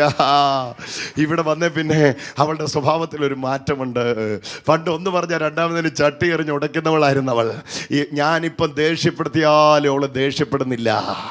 ഇവിടെ ഒത്തിരി മറുഭാഷ പറഞ്ഞില്ലേലും ഇവിടെ സ്നേഹം അങ്ങോട്ട് വ്യാപരിക്കട്ടെ. ഇങ്ങനെ സാക്ഷ്യപ്പെടുത്തുന്ന അനേക ഭർത്താക്കന്മാർ ഇവിടെ എഴുന്നേൽക്കട്ടെ, അനേക ഭാര്യമാർ ഇവിടെ എഴുന്നേൽക്കട്ടെ. ഇവിടെ നിങ്ങൾ അങ്ങനെ ചെയ്യേ ഇങ്ങനെ ചെയ്യേ ഡൂസ് ആൻഡ് ഡോൺസ് ഒന്നും ഇവിടെ ഒന്നും പറയാൻ നേരമില്ല. ഇവിടെ ഒരു ഡൂസ് ആൻഡ് ഡോൺസും പറയുന്നില്ല. ഒരു ഹല്ലേലൂയ പറഞ്ഞേ. ഒന്നുകൂടെ യേശുവിന് മഹത്വം കൊടുത്തേ. മുക്കുടിയനായിട്ട് ഇവിടെ വന്നുകൊണ്ടിരുന്ന സഹോദരനെ കണ്ണഞ്ചിറയിലെ ആ ബ്രദറെ ഒന്ന് എഴുന്നേറ്റ് ബ്രദറെ. ഈ മനുഷ്യൻ 4-5 ആഴ്ച ഇവിടെ വന്നു, ഒരു പ്രാവശ്യം പോലും മദ്യപിക്കരുതെന്ന് പറഞ്ഞിട്ടില്ല. പക്ഷെ ഇവിടെ വന്നേ പിന്നെ മദ്യപിച്ചോ എന്ന് ചോദിച്ചേ.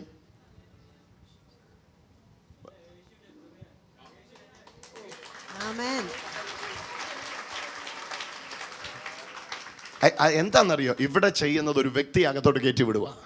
ഇവിടെ ചെയ്യുന്ന പരിപാടി അതാ, ഒരു വ്യക്തി അകത്തോട്ട് കയറ്റി വിടുക. ആയിരക്കണക്കിന് സാക്ഷ്യങ്ങൾ ഇന്ന് ഇവിടെ നിന്ന് എനിക്ക് പോയിന്റ് ഔട്ട് ചെയ്യാൻ കഴിയും. ഞാൻ എന്താ പറഞ്ഞു വരുന്നതെന്നറിയാമോ? ഇതൊരു പ്രസ്ഥാനത്തിൻ്റെ പരിപാടിയല്ല, ഇത് എവിടെയോ പ്രസംഗിക്കുന്ന പ്രസംഗത്തിൻ്റെ പരിപാടിയല്ല. ഒരു പ്രസംഗത്തിനും ആരെയും മാറ്റാൻ പറ്റുകയല്ല. പക്ഷെ പ്രസംഗകൻ പ്രസംഗിക്കുമ്പോൾ വ്യാപരിക്കുന്ന ഒരു യേശുണ്ട്, വെളിപ്പെടുന്ന ഒരു യേശുണ്ട്. ആ യേശു കയറിയാൽ മാറാത്തവരില്ല. ഒന്ന് കരമടിച്ചു യേശുവിന് മഹത്വം കൊടുത്തു. ഇന്ന് പകൽ ഇത് കേട്ടുകൊണ്ടിരിക്കുമ്പോൾ ഹല്ലേലൂയ. ഒരു പക്ഷേ ചുട്ട കോഴിയെ പറപ്പിക്കുക എന്നൊക്കെ പറയുമല്ലോ, ചുട്ട കോഴിയെ പറപ്പിക്കുന്ന വലിയ അഭിഷേകക്കാരിയായിരിക്കാം. പക്ഷേ വീട്ടിലോട്ട് അന്യഭാഷ പറയുന്ന നാക്കുകൊണ്ട് വീട്ടിലോട്ട് ചെന്നിട്ട് ഭർത്താവിൻ്റെ നേരെ അതേ ചീറ്റിൽ ചീറ്റുന്നെങ്കിൽ നീ പറയുന്ന ഭാഷ സൂക്ഷിക്കണം. അത് വേറെയാ, അത് അന്യഭാഷയും മറുഭാഷയൊന്നുമല്ല, അത് വേറെ ഏതാണ്ടോ ഭാഷയാണ്. അതിനകത്തല്ല അഭിഷേകമുള്ളത്. ഇന്നിവിടെ വ്യാപരിക്കും. ഇവിടെ പ്രേയറിന് വരുമ്പം അല്ലെ ഈ വഴിക്ക് വരണ്ട, ദയവ് ചെയ്ത് ഇവിടെ വരുമ്പം നിങ്ങളുടെ ഉള്ളിലിരിക്കുന്ന ക്രിസ്തുവിനെ ഒന്ന് എഴുന്നേൽപ്പിച്ചേ. ചുറ്റുപാടിലുള്ളവർ എന്നോട് ഭയങ്കര ദേഷ്യമായിരുന്നു അവക്ക്. പക്ഷേ എന്നതാണെന്ന് അറിയത്തില്ല, കുറച്ച് ആഴ്ചകളായിട്ട് എനിക്ക് കടിഞ്ചായ ഇട്ടുകൊണ്ട് വീട്ടിൽ വരിക. 4 മണിയാകുമ്പോൾ നമുക്കൊന്ന് മിണ്ടാന്ന് പറയും. എന്നെ വഴി വെച്ച് കണ്ടാൽ പോലും മിണ്ടാത്തവളായിരുന്നവൾ. ഞാൻ കുടുംബശ്രീക്ക് ചെല്ലുന്നുണ്ടെങ്കിൽ അവൾ വരത്തില്ല, അങ്ങനെ ഇരുന്നവളായിരുന്നു. പക്ഷേ ഇപ്പോൾ ഇതാ ഞങ്ങൾ ഒരുമിച്ചാണ് പോകുന്നത്. ഞാൻ അവളെ വിളിച്ചിട്ടാണ് പോകുന്നത്, ഞങ്ങൾ തോളെ കൈയിട്ടാ പോകുന്നത്. അവളുടെ വീട്ടിൽ അപ്പം ചുട്ട എനിക്ക് കൊണ്ടുതരും.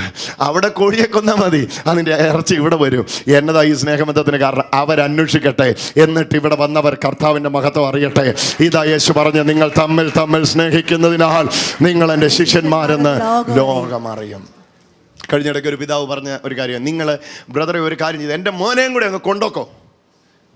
കാരണം അവിടുത്തെ ഒരു മോൻ നമ്മുടെ കൂടെ വന്നപ്പോൾ അവൻ്റെ സ്വഭാവം മാറി. അപ്പം പറയുകയാണ്, എൻ്റെ 2ാമത്തേനെയും കൂടെ അങ്ങ് കൊണ്ടോക്കോ. എങ്ങനെയും ഒന്ന് നന്നാക്കിയിട്ട് തിരിച്ചു തന്നാൽ മതി. എന്നാലും കംപ്ലീറ്റ് ആയിട്ട് വിടത്തില്ല, തിരിച്ചു കൊടുക്കണമെന്ന് പറഞ്ഞിട്ടുണ്ട്. എങ്ങനെ ഒന്ന് നന്നാക്കിയിട്ട് തിരിച്ചു കൊണ്ടുവന്നാൽ മതി. ഇവിടെ ഇരിക്കുന്ന യേശു വന്ന് പ്രവർത്തിച്ചാൽ ഉണ്ടല്ലോ, ഒരു സജ്ജത്തിനും മാറ്റാൻ പറ്റില്ല. വെറുതെയാ. ഇതിലും നല്ലതായിട്ട് ശബ്ദമെടുത്ത് പ്രസംഗിക്കാൻ ഈ കവലകളിലൊക്കെ പ്രസംഗിക്കുന്നവർക്കറിയാം. പ്രസംഗം മാറ്റുമായിരുന്നെങ്കിൽ എന്നെ മാറേണ്ടതായിരുന്നു സമൂഹം. ഇല്ല ഇല്ല ഇല്ല ഇല്ല ഇല്ല ഇവിടെ ഇവിടെ ഇവിടെ ഒരു പേഴ്സണെ ഞാൻ പരിചയപ്പെടുത്തുക. ആ വ്യക്തി ഈ പ്രസംഗത്തിലൂടെ നിങ്ങളുടെ അകത്ത് കയറും. ആ വ്യക്തി നിങ്ങളുടെ അകത്ത് കയറിയാൽ, ഓ ഹല്ലേലൂയ, എൻ്റെ ദൈവമക്കളെ, നിങ്ങളെ ആ വ്യക്തി മാറ്റിമറിക്കും. ദോഷം കണക്കിടുന്ന നിങ്ങൾക്ക് ദോഷം കണക്കിടാൻ പറ്റത്തില്ല. ഓ, സെൽഫിഷായി നിങ്ങൾക്ക് സെൽഫിഷാകാൻ പറ്റത്തില്ല. ആർക്കും ഒന്നും ആറത്തെ കൈക്ക് ഉപ്പ് തേക്കാത്തവൾ അവളെന്ന് നിങ്ങളെ നോക്കി പറഞ്ഞെങ്കിൽ, അയ്യോ ഉപ്പ് മാത്രമല്ല ഇപ്പം മുളക് കൂടെ തേക്കുന്നുണ്ടെന്ന് നിങ്ങൾ സരസമായിട്ട് പറയാനിടയാ. അയ്യോ, അറുത്ത കൈക്ക് ഉപ്പ് തേക്കാത്തവളായിരുന്നു അവള്, പക്ഷെ ഇപ്പോൾ ഇത് എന്നെയും കൊണ്ട് ഹോസ്പിറ്റലിൽ വന്നിരിക്കുന്ന അവളാണ്. ഈ പറയുന്ന മാറ്റം ഉണ്ടായാൽ കർത്താവ് നിങ്ങളെ സന്തോഷിക്കുകയാണ്. ഇത് നിങ്ങളുടെ ശ്രമത്താൽ ഉണ്ടാകുകയല്ല. സ്നേഹം എന്ന വ്യക്തിയെ അനുവദിക്കുക. അടുത്തിരിക്കുന്ന രണ്ടുപേർക്ക് കരം കൊടുത്ത് പറ, സ്നേഹം എന്ന വ്യക്തിയെ അനുവദിക്കുക. സ്നേഹം ഒരു വ്യക്തിയാണ്, സ്നേഹം എന്ന വ്യക്തിയെ അനുവദിക്കുക. ഒന്ന് പറഞ്ഞോ, സ്നേഹം ഒരു വ്യക്തിയാണ്, സ്നേഹം എന്ന വ്യക്തിയെ അനുവദിക്കുക. ഉറക്കെ പറ, സ്നേഹം ഒരു വ്യക്തിയാണ്, സ്നേഹം എന്ന വ്യക്തിയെ അനുവദിക്കുക. ആ വ്യക്തി കയറി ഭരണം തുടങ്ങുമ്പോൾ അവിടെ സകലത് നടക്കുകയാണ്. ഞാൻ ഒരു വാക്യം കൂടെ വായിച്ച് അവസാനിപ്പിക്കാം. ഞാൻ കൊരിന്ത്യർക്ക് എഴുതിയ ലേഖനത്തെ 4 ആയിട്ട് കൊരിന്ത്യർക്ക് എഴുതിയ ലേഖനം 13 അധ്യായത്തെ 4 ആയിട്ട് തരംതിരിക്കുകയാണ്.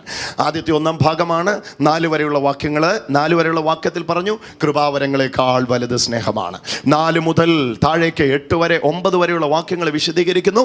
കൃപാവരങ്ങളെക്കാൾ വലുത് സ്നേഹമെന്നല്ല, പിന്നെയോ ദൈവത്തിൻ്റെ സ്വഭാവമാണ് സ്നേഹം. Love is the nature of God. ദൈവത്തിൻ്റെ ആട്രിബ്യൂട്ടിൽ ഉള്ളതാണ് സ്നേഹം. ആട്രിബ്യൂട്ട്സ് ഓഫ് ഗാഡിൽ ഉള്ളതാണ് സ്നേഹം. സ്നേഹിക്കാതിരിക്കാൻ ദൈവത്തിന് പറ്റുകയില്ല. ഇനി താഴേക്ക് വിശദീകരിക്കുന്നത്, ദൈവത്തിൻ്റെ സ്വഭാവമാകുന്ന സ്നേഹം ഇന്ന് നിങ്ങളുടെ ഉള്ളിലാണ്. നിങ്ങളുടെ ഉള്ളിൽ ആ സ്നേഹം വരണമെങ്കിൽ ഏറ്റവും പ്രധാനപ്പെട്ട, ഒരു മതഗ്രന്ഥത്തിലും ഇല്ലാത്ത, ഒരു മത നേതാവും പറഞ്ഞിട്ടില്ലാത്ത ഏറ്റവും ബെസ്റ്റ് ഒരു ഫോർമുല, എനിക്കെങ്ങനെ സ്നേഹമുള്ളവനായി തീരാം എന്നുള്ളതിൻ്റെ ഒരു ഫോർമുല യേശു പറയുന്നു. അതുകൂടെ വായിച്ച് ഞാൻ അവസാനിപ്പിക്കാം. കൊരിന്ത്യർക്ക് എഴുതിയ ലേഖനം 13-ാം അധ്യായത്തിൻ്റെ അവസാനത്തെ വാക്യം. 13-ാം അധ്യായത്തിൻ്റെ അവസാനത്തെ വാക്യം. 13-ാമത്തെ വാക്യം വായിച്ചു. വിശ്വാസം, പ്രത്യാശ, സ്നേഹം, ഈ മൂന്നും നിലനിൽക്കുന്നു. ഇപ്പം ഈ വാക്യത്തിനകത്ത് 12-ാം അധ്യായത്തിൽ 11, 12, 13, 14 ഈ 4 അധ്യായത്തിൽ വിശദീകരണം തന്നപ്പം 3 എണ്ണം നിലനിൽക്കുന്നു. എന്തൊക്കെയാ? വിശ്വാസം, പ്രത്യാശ, സ്നേഹം. ഒന്ന് ചേർന്ന് പറഞ്ഞേ, വിശ്വാസം, പ്രത്യാശ, സ്നേഹം. ഒന്ന് പറഞ്ഞേ, വിശ്വാസം, പ്രത്യാശ, സ്നേഹം. വിശ്വാസത്താലാണ് സകല കൃപാവരങ്ങളും ഞാൻ ഓപ്പറേറ്റ് ചെയ്യുന്നത്.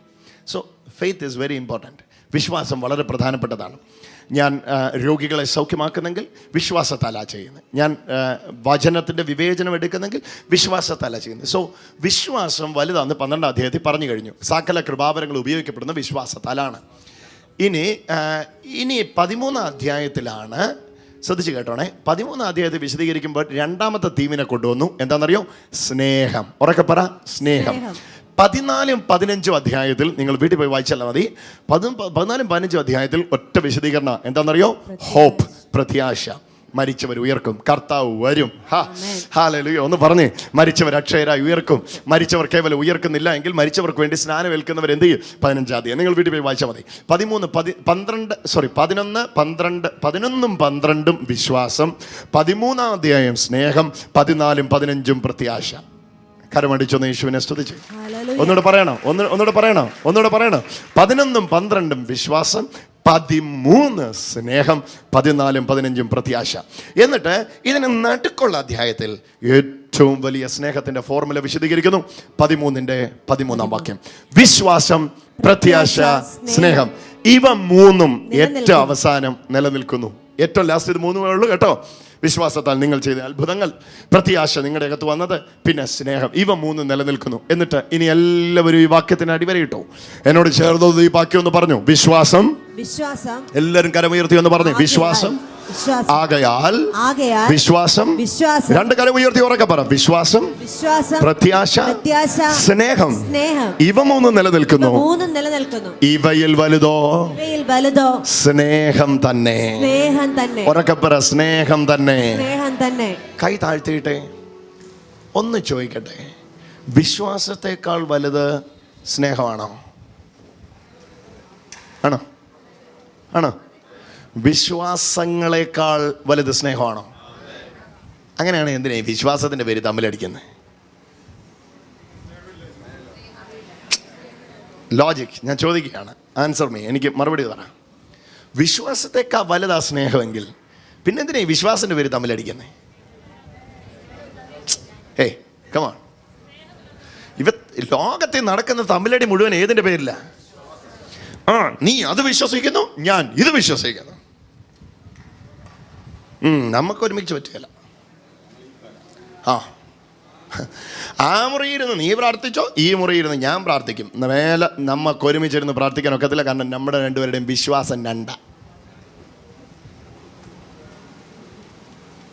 നീ അവിടെ പ്രാർത്ഥിക്കുന്നതിന് മുമ്പ് വരെ ഞാൻ നിന്റെ കൂടെ കിടക്കുമായിരുന്നു. ഇനി അവിശ്വാസിയും വിശ്വാസിയായിട്ട് ഇണയില്ലപ്പണ കൂടെ ഇരുന്ന വചനം എഴുതി വെച്ചിരിക്കുന്നത് വേറെ ബെഡ്റൂമിൽ പോയി കിടന്നോണം, ഭാര്യയൊക്കെ ആയിരിക്കും. അല്ലെങ്കിൽ എൻ്റെ വിശ്വാസമായിട്ട് നീ അങ്ങ് യോജിച്ച് വരുന്നില്ല, അതുകൊണ്ട് മാറിക്കും. ലോകത്തിലെ ഏറ്റവും അപകടകരമായ ഒരാലോചനയാണ്, സകല മതങ്ങളെയും തിന്മയിലേക്ക് നയിക്കുന്ന ഒരാലോചനയാണ് ഇന്നിവിടെ പരിശുദ്ധാത്മാവ് പൊളിക്കുന്നത്. അത് വേറൊന്നുമല്ല, വിശ്വാസത്തെക്കാൾ വലുത് സ്നേഹമാണ്. എല്ലാ ഉള്ളങ്ങളിലും അത് എഴുതണം. മത തീവ്രവാദത്തിൻ്റെ യഥാർത്ഥ മുഖം കണ്ടിട്ടുള്ളവർക്കറിയാം, വിശ്വാസത്തിന് വേണ്ടി ആരെയും കൊല്ലും, ആരെയും തിന്നും. കഴിഞ്ഞ നാളുകളിൽ സോഷ്യൽ മീഡിയ വഴി, സോഷ്യൽ നെറ്റ്വർക്കുകൾ വഴി നിങ്ങൾ ഞാനും കണ്ടതാ വിശ്വാസത്തിന് വേണ്ടി കാട്ടിക്കൂട്ടുന്ന ചേഷ്ടകൾ. എന്താ കാര്യമെന്നറിയാമോ? സ്നേഹത്തെക്കാൾ വലുത് വിശ്വാസമാണ്. എവിടെ പഠിപ്പീര് വന്നോ അവിടെ തുടങ്ങി ഭിന്നത. അപ്പൻ്റെ സ്വന്തം ചേട്ടൻ അമ്മ വീടിൻ്റെ മേളിൽ താമസിക്കുന്നത്, ഓൺ ബ്രദർ, അപ്പൻ്റെ സ്വന്തം ജ്യേഷ്ഠനാ മേളിൽ താമസിക്കുന്നത്. പ്രാർത്ഥനയ്ക്ക് പോയാൽ പിന്നെ മിണ്ടുകയില്ല. പ്രാർത്ഥനയ്ക്ക് പോകാൻ തുടങ്ങിയ പിന്നെ മിണ്ടത്തില്ല. കാരണം എന്നാന്ന് ചോദിച്ചാൽ, ഞാൻ സ്നാനപ്പെട്ടു, അവർ സ്നാനപ്പെട്ടില്ല. ഞാൻ മുങ്ങി, അവർ തളിച്ചു. അത് തളി, ഇത് കുളി. തളിയും കുളിയായിട്ട് ഇനി ഒരു ബന്ധവുമില്ല. നിങ്ങൾ ഇവിടുന്ന് പാൽക്കാരനോട് പറഞ്ഞു, ഇവിടെ പാല് വെച്ചിട്ട് അങ്ങോട്ട് കൊണ്ടുവരേണ്ട ഗതികേട് വരരുത്, വേണേ അവിടെ കൊണ്ട് പാല് വെച്ചോണം, നിങ്ങളുമായിട്ട് ഇനി എനിക്കൊരു ഇടപാടുമില്ല. എത്രയോ കുടുംബങ്ങൾ വിശ്വാസത്തിൻ്റെ പേര് തമ്മിലടിച്ച് ഭിന്നമായിട്ടുണ്ട്. അമ്മയുടെ സ്വന്തം അനിയത്തി ഇന്നലെയും പോയി അവിടെ നിന്ന് ഭക്ഷണം കഴിച്ചതാ. എവിടെ പോയി അരമുറിയും മുറിമുറിയും വാക്യങ്ങൾ കേട്ടു. ഇങ്ങോട്ട് വന്നിട്ട് പറഞ്ഞു, ഇനി എൻ്റെ വീട്ടിലേക്ക് നിങ്ങൾ വന്നു പോകരുത്. ഞാൻ വിശ്വാസി, നിങ്ങൾ അവിശ്വാസി, നിങ്ങളൊക്കെ ജാതികൾ, നിങ്ങളൊക്കെ ജാതികൾ, ഞങ്ങളൊക്കെ ദൈവമക്കൾ. അടിവരയുടെ 13-ാം വാക്യം, വിശ്വാസത്തേക്കാൾ വലുത് സ്നേഹമാണ്. വിശ്വാസത്തേക്കാൾ വലുത് സ്നേഹമാണ്. സ്നേഹം ഒരു വ്യക്തിയാ. എന്തുകൊണ്ടാണ് വിശ്വാസത്തേക്കാൾ വലുത് സ്നേഹം എന്ന് പറയുന്നതെന്ന് അറിയാമോ? സ്നേഹം നിങ്ങളിൽ യേശു ഉണ്ടാക്കിയെടുത്ത ഒരു വിശ്വാസം നിങ്ങളിൽ യേശു ഉണ്ടാക്കിയെടുത്ത ഒരു വസ്തുതയാണ്. പ്രത്യാശ യേശുവിനെ വിശ്വസിച്ചപ്പോൾ നിങ്ങൾക്കുണ്ടായ ഒരു അവസ്ഥയാണ്. പക്ഷെ സ്നേഹം യേശു എന്ന വ്യക്തിയാ. എന്നെ വിശ്വസിച്ചാൽ നിങ്ങൾക്ക് വിശ്വാസം ഉണ്ടാവും. ഞാൻ ചെയ്തത് ഇനി ചെയ്യാനിരിക്കുന്നത് ഓർത്താൽ നിങ്ങൾക്ക് പ്രത്യാശ ഉണ്ടാവും. പക്ഷെ സ്നേഹം ഉണ്ടാകണമെങ്കിൽ ഞാൻ വരണം. യേശു വന്നാലേ സ്നേഹം ഉണ്ടാവുള്ളൂ. ഇന്ന് അതിവിടെ വ്യാപരിച്ചുകൊണ്ടിരിക്കുകയാണ്. ഗ്രേസ് കമ്മ്യൂണിറ്റി ലോകത്തോട് പറയാൻ ആഗ്രഹിക്കുന്ന ഒരു വലിയ സന്ദേശം ഇതാണ്: വിശ്വാസത്തെക്കാൾ വലുത് സ്നേഹമാണ്. ഹല്ലേലൂയ. വിശ്വാസത്തിന്റെ പേരിൽ നിങ്ങളുടെ ബന്ധുമിത്രാദികളുമായി നിങ്ങൾ തമ്മിലടിക്കുന്നുണ്ടെങ്കിൽ ഇന്ന് നിർത്തിക്കണം. സ്നേഹത്തിന്റെ പേരിൽ ഒരുമിച്ചോണം. പ്രാർത്ഥനയ്ക്ക് വന്നേ പിന്നെ ഞാൻ അവനോട് മിണ്ടത്തില്ല. പ്രാർത്ഥനയ്ക്ക് വന്നേ പിന്നെ നീ അവനോട് മിണ്ടണ്ടേ. ഞാൻ ആ വീട്ടിൽ ചെല്ലത്തില്ല, ഇനിയാ ചെല്ലണ്ടേ. ഇവിടെയാ നീ മനസ്സിലാക്കണ്ടേ. ഇവിടെയാ ഞാനും നിങ്ങൾ മനസ്സിലാക്കേണ്ടത് ഏറ്റവും വലുത് സ്നേഹമാണ്. ഉറക്കെ പറഞ്ഞ് ഏറ്റവും വലുത് സ്നേഹമാണ്. ഉറക്കെ പറഞ്ഞ് ഏറ്റവും വലുത് സ്നേഹമാണ്. അയ്യോ, ഇത് എത്ര കുടുംബങ്ങളെ തകർത്തിട്ടുണ്ടെന്നറിയാം. ഭിന്നത വീടുകൾ ഉണ്ടാക്കിയിട്ടുണ്ടെന്നറിയാം. ഞാൻ പറയുന്നത് മനസ്സിലാവുന്നുണ്ട്. വിവാഹ ബന്ധം വരെ പിരിഞ്ഞ ചരിത്രമുണ്ട് വിശ്വാസത്തിന്റെ പേരിൽ. എന്റെ വിശ്വാസത്തോട് 8 വർഷമായിട്ട് ഞാൻ ആ മനുഷ്യനെ വിളിക്കുക, അയാളെ ഇതുവരെ തിരിഞ്ഞു നോക്കിയിട്ടില്ല. ഇനി അയാളുടെ കൂടെ ജീവിക്കാൻ എന്നെ കിട്ടും. അല്ല സഹോദരി, വേറെ എന്തെങ്കിലും കുഴപ്പം അദ്ദേഹത്തിനുണ്ടോ? വേറൊരു കുഴപ്പമില്ല. എനിക്ക് ആഹാരം തരുന്നുണ്ട്, എനിക്ക് വസ്ത്രം തരുന്നുണ്ട്, എനിക്ക് ഉണ്ണാൻ കൊടുക്കാനുള്ളത് എല്ലാം മേടിച്ച്. പക്ഷെ എൻ്റെ വിശ്വാസം, അയ്യോ, പിരിഞ്ഞു നിൽക്കുകയാണ്. ഇന്ന് തിരിച്ച് വിളിച്ചിട്ട് ക്ഷമ ചോദിക്കണം. കാരണം ഈ മർമ്മം ദൈവം നിങ്ങൾക്ക് തുറന്നു തരിക. വിശ്വാസത്തെക്കാൾ വലുത് സ്നേഹമാണ്. ഒരു ഹല്ലേലൂയ പറഞ്ഞേ. ആ കത്തോലിക്കർ, പെന്തിക്കോസ്തുകാർ, ഓരോ കാറും ഓരോ മഴയാ, ഓരോന്നും. മർത്തോമക്കാർ അവരതാ, ഞാനിതാ. ഹല്ലേലൂയ. സ്നേഹത്തിൽ ഒരുമിക്കട്ടെ. നിങ്ങൾ തമ്മിൽ സ്നേഹിക്കുന്നതിനാൽ, ഒന്ന് പറഞ്ഞു, നിങ്ങൾ തമ്മിൽ സ്നേഹിക്കുന്നതിനാൽ നിങ്ങൾ എൻ്റെ ശിഷ്യന്മാരെന്ന് ലോകം അറിയും, ലോകത്തിൽ അറിയും. മത്തായി എന്ന സുവിശേഷം വായിക്കണേ, ബൈബിൾ തുറക്കണം. മർക്കോസ് എന്ന സുവിശേഷം വായിക്കണേ, ബൈബിൾ തുറക്കണം. പക്ഷെ ജോസൂട്ടി എന്ന സുവിശേഷം വായിക്കണമെങ്കിൽ ഇങ്ങോട്ട് നോക്കിയാൽ മതി. ജനത്തിന് എളുപ്പത്തിൽ വായിക്കാൻ പറ്റുന്ന സുവിശേഷം ഈ നിൽക്കുന്ന സുവിശേഷമാ. ഇത് ഈ ദിവസങ്ങളിൽ ലോകം കാണട്ടെ. ഹല്ലേലൂയ. വിശ്വാസത്തിൻ്റെ പേര് പറഞ്ഞ് തമ്മിലടിച്ച് ആ കൈ അങ്ങോട്ട് പിൻവലിച്ചിട്ട് സ്നേഹത്തിലൊന്ന് ഒരുമിക്കട്ടെ. അയ്യോ, മാതാപിതാക്കളെ അപ്പനെ ഞാൻ നോക്കിയേനെ. അപ്പം വിശ്വാസി ആയിരുന്നെങ്കിൽ പല പ്രാവശ്യം അപ്പനോട് പോയി ഞാൻ പറയാൻ ശ്രമിച്ചു, എൻ്റെ കൂടെ പ്രാർത്ഥനയ്ക്ക് വരുന്നുണ്ടോ? അവസാനം ഞാൻ പറഞ്ഞു, ഞാൻ ഇച്ചിരി വെള്ളമെടുത്ത് അവസാനം തരണമെങ്കിൽ എൻ്റെ വിശ്വാസം സ്വീകരിച്ചു. ഇതേതാണ്ട് ഭീഷണിയാണ് കേട്ടോ. ഞാൻ വിശ്വസിക്കുന്നത് സ്വീകരിച്ചില്ല തലവിട്ടു എന്ന് പറയുന്നത് യേശുവിൻ്റെ മാർഗമല്ല കേട്ടോ. എത്ര പേർക്ക് മനസ്സിലാകുന്നു? നിങ്ങൾ വിശ്വസിക്കുന്ന ഏത് വിശ്വാസത്തിലേക്കും സ്നേഹത്തിൻ്റെ ആത്മാവിൽ അവരെ കൊണ്ടുവരാൻ കഴിയും. മുമ്പേ പോകേണ്ടത് വിശ്വാസം അല്ല, മുമ്പേ പോകേണ്ടത് സ്നേഹമാണ്. ഒരു 4-5 പേർക്ക് കരം കൊടുത്ത് പറ, മുമ്പേ പോകേണ്ടിയത് വിശ്വാസമല്ല. ഒന്ന് പറഞ്ഞ്, പുറകോട്ടൊന്ന് തിരിഞ്ഞ് ഒരാൾക്ക് കരം കൊടുത്തൊന്ന് പറഞ്ഞ്, മുമ്പേ എൻ്റെ ബ്രദറെ, മുമ്പേ പോകേണ്ടത് സ്നേഹമാണ്. സ്നേഹം അങ്ങോട്ട് പോയി കഴിഞ്ഞാൽ ഉണ്ടല്ലോ, കേൾക്കുന്നുണ്ടോ? സ്നേഹം അങ്ങോട്ട് പോയി കഴിഞ്ഞാൽ ഉണ്ടല്ലോ, സകല വിഷയങ്ങളും അവിടെ തീരും. എല്ലാ വിഷയങ്ങളും അവിടെ തീരും. ഇന്ന് ആ സ്നേഹം ഇവിടെ വ്യാപരിക്കുക. ഇതൊരു വ്യക്തിയാണ്. പറഞ്ഞോ അങ്ങോട്ടും ഇങ്ങോട്ടും കരം കൊടുത്ത് പറഞ്ഞോ. എന്റെ മുമ്പിൽ നിൽക്കുന്ന ഈ വ്യക്തി നിരീശ്വരവാദി ആയിക്കോട്ടെ, അതിനപ്പുറത്തൊന്നുമില്ലല്ലോ. ഇവന് ദൈവവും ഇല്ല, ഒന്നുമില്ല, വെളിവില്ല, വെള്ളിയാഴ്ചയില്ല, ഒന്നുമില്ലാത്ത ഒരു മനുഷ്യനായി എൻ്റെ മുമ്പിൽ നിൽക്കുന്നതെന്ന് ഇരിക്കട്ടെ. എന്നാൽ പോലും എനിക്ക് അവനെ സ്നേഹത്തിലൂടെ നേടാൻ കഴിയും. നിങ്ങൾ പറയുന്ന ഉപദേശം അവർക്ക് വേണ്ടായിരിക്കും, പക്ഷെ നിങ്ങളുടെ സ്നേഹം അവർക്ക് വേണം. ഓ, എത്ര പേർക്ക് അത് മനസ്സിലായെന്ന് എനിക്കറിയത്തില്ല. ഞാനൊന്നുകൂടി ആവർത്തിക്കാം. നിങ്ങൾ പറയുന്ന ഉപദേശം അവർക്ക് ഇഷ്ടമില്ലായിരിക്കും, പക്ഷെ നിങ്ങൾ സ്നേഹിച്ച് ചെന്നാൽ നിങ്ങൾക്കവരെ നേടാൻ കഴിയും. ഉണർവിന് വേണ്ടി വിളിക്കപ്പെട്ട കൂട്ടത്തിൽ, ശ്രദ്ധിച്ചു കേൾക്കാം, ഞാൻ അറിഞ്ഞ ഉണർവിന് വേണ്ടി വിളിക്കപ്പെട്ട കൂട്ടത്തിൽ വിശ്വാസവും പ്രത്യാശയും ഞാൻ കണ്ടിരുന്നു, പക്ഷെ സ്നേഹം കണ്ടിരുന്നില്ല. എനിക്ക് മനസ്സിലായി അവിടെ വെച്ചൊരു കാര്യം, വിശ്വാസത്തെക്കാൾ വലുത്, പ്രത്യാശയേക്കാൾ വലുത്, ഞാൻ ഉയർത്തെഴുന്നേൽക്കും എന്നതിനേക്കാൾ വലുതാ സ്നേഹം. കർത്താവ് താൻ ഗംഭീരനാഥത്തോടും പ്രധാന ദൈവദൂതന്റെ ശബ്ദത്തോടും സ്വർഗ്ഗത്തിൽ നിന്ന് ഇറങ്ങി വരികയും ക്രിസ്തുവിൽ മരിച്ചവർ മുമ്പേ ഉയർത്തെഴുന്നേൽക്കുകയും പിന്നെ ജീവനോടെ ശേഷിക്കുന്ന നാം രൂപാന്തരപ്പെട്ട് അവനോടുകൂടെ മേഘങ്ങൾ എടുക്കപ്പെടുകയും ചെയ്യുന്നതാ ഏതൊരു ക്രിസ്ത്യാനിയുടെയും പ്രത്യാശ. പക്ഷെ അതിനേക്കാൾ വലുതാ സ്നേഹം.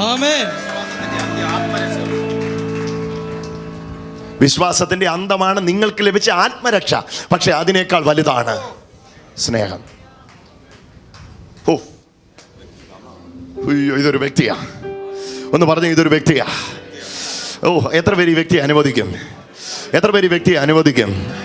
ഹല്ലേലൂയ. ഈ ദിവസങ്ങൾ വിശ്വാസത്തിന്റെ പേരിലുള്ള സകല തമ്മിലടികളും ലോകത്തുനിന്ന് അപ്രത്യക്ഷമാകും ദിവസങ്ങൾ. നമ്മളിത് പറയാൻ തുടങ്ങിയിട്ട് കുറച്ച് മാസങ്ങളായി. ഒരു ഹല്ലേലൂയ പറഞ്ഞേ. എന്ന് നിങ്ങൾ വിശ്വാസത്തെ വലുതായിട്ട് തോന്നുന്നോ അന്നെല്ലാം, നോക്കിക്കോ, എന്ന് നിങ്ങൾ വിശ്വാസത്തെ വലുതായിട്ട് തോന്നുന്നോ അന്നെല്ലാം നിങ്ങളിരിക്കുന്ന യേശുവിനെ ഒതുക്കും. എന്നാൽ എന്നെല്ലാം വിശ്വാസത്തെക്കാൾ വലുതായി സ്നേഹത്തെ കാണുന്നു, അന്നെല്ലാം സ്നേഹം എന്ന വ്യക്തി നിങ്ങളുടെ അകത്ത് എഴുന്നേൽക്കാൻ തുടങ്ങും. ഇപ്പം ഞാനിത് പറഞ്ഞുകൊണ്ടിരിക്കുന്ന സമയത്ത് തന്നെ എനിക്ക് കാണാൻ കഴിയുന്നു, ദോഷം കണക്കിടാൻ കഴിയാത്ത അളവിൽ, ഹല്ലേലൂയ, സ്വാർത്ഥത അന്വേഷിക്കാൻ കഴിയാത്ത അളവിൽ, ദേഷ്യപ്പെടാൻ കഴിയാത്ത അളവിൽ, വിദ്വേഷം വെച്ചുകൊണ്ട് എനിക്ക് തുടരാൻ പറ്റത്തില്ല ഞാൻ അസ്വസ്ഥനാണ്, എനിക്ക് ഉറങ്ങാൻ പറ്റുന്നില്ല എന്ന അളവിൽ കർത്താവ് എന്ന സ്നേഹത്തിന്റെ പിന്നിലെ വ്യക്തി പല വ്യക്തിത്വങ്ങളും ഇപ്പൊ പ്രവർത്തിക്കാൻ പോവുക. വേണ്ടിയവര് കരമടിച്ച് യേശുവേ എന്ന് വിളിച്ച് ആരാധന തുടങ്ങിക്കോ. യേശുവേ എന്ന് വിളിച്ച് ആരാധന തുടങ്ങിക്കോ. അങ്ങനെയൊന്ന് ആഗ്രഹിച്ച കർത്താവേ, അങ്ങയുടെ സ്നേഹത്തിന്റെ ആഴവും അതിന്റെ നീളവും അതിന്റെ ഉയരവും അറിയുവാൻ. ഓ ഹല്ലേലൂയ. പുതിയ നിയമത്തിന്റെ തീം എന്താണെന്നറിയാമോ? മുഴുവൻ ന്യായപ്രമാണം അടങ്ങിയിരിക്കുന്ന ഏതിലാണെന്നറിയോ? കർത്താവായ ദൈവത്തെ പൂർണ്ണ ആത്മാവോടും പൂർണ്ണ മനസ്സോടും പൂർണ്ണ ഹൃദയത്തോടും കൂടെ സ്നേഹിക്കുന്നതിനകത്ത് 418 കൽപ്പനകൾ അടങ്ങിയ മുഴുവൻ ന്യായപ്രമാണം അടങ്ങിയിരിക്കുക. കൂട്ടുകാരനെ നിന്നെ പോലെ സ്നേഹിക്കുന്നതിനകത്ത് 418 കൽപ്പനകൾ ഒതുങ്ങിയിരിക്കുക. സ്നേഹത്തിനകത്ത്. ഓ, പഴയ നിയമത്തിൽ ദൈവത്തെ പ്രസാദിപ്പിക്കണമെങ്കിൽ 418 ലിഖിത അലിഖിത കൽപ്പനകൾ പ്രമാണിക്കണമായിരുന്നു. എന്നാൽ ഇന്ന് പുതിയ നിയമത്തിൽ കർത്താവിന്റെ പ്രസാദം നിങ്ങളുടെ മേൽ വരുന്നത് സ്നേഹം എന്നൊരൊറ്റ കൽപ്പന.